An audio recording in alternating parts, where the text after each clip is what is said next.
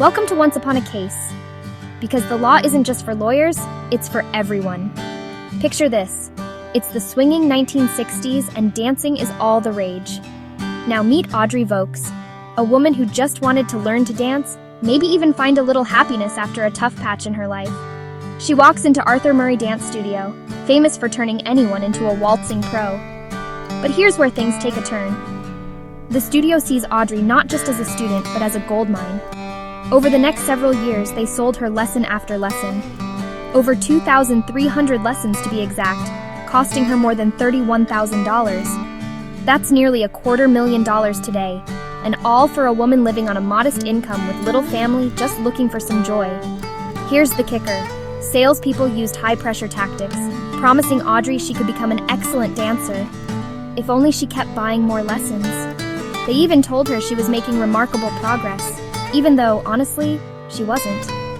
It got to the point where Audrey had purchased more lessons than she could ever physically attend, like lessons booked years into the future.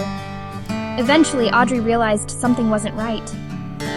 She sued the studio to get her money back, arguing that the whole setup was unfair and took advantage of her emotional vulnerability. So the big question for the court, was this just aggressive sales, or was it unconscionable?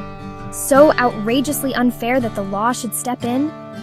The court looked at all the facts. Audrey's loneliness, her limited means, the studio's manipulative tactics, and they decided, yeah, this went way beyond regular hard selling.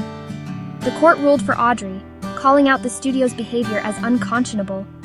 They said you can't just exploit someone's trust for profit, especially when you know they're vulnerable. Why does this case matter? Well, Vokes v. Arthur Murray set the stage for how courts view contracts that take advantage of people's weaknesses or emotions.